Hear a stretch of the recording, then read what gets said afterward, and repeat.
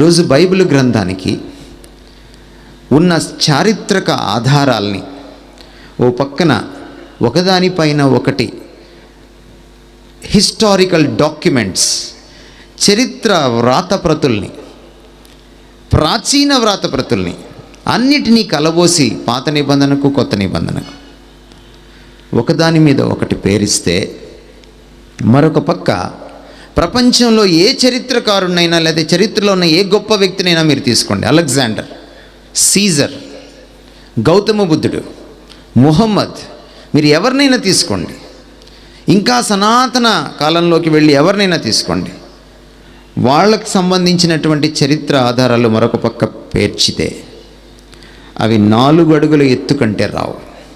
అంటే ఈ podium height ఉంటాయి.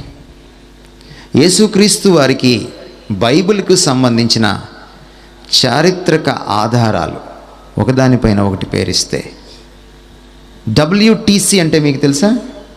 World trade centre. ఆ మధ్య బిన్ లాడెన్ 2 విమానాలతో దాన్ని అమెరికాలో కూల్చేశాడు. దాని హైట్ ఎంతంటే 1776 అడుగులు.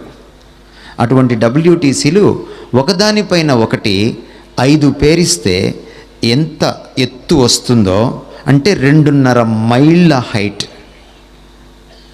అన్ని ఆధారాలు ఉన్నాయి ఈ రోజున బైబిల్కి, యేసుక్రీస్తు వారికి.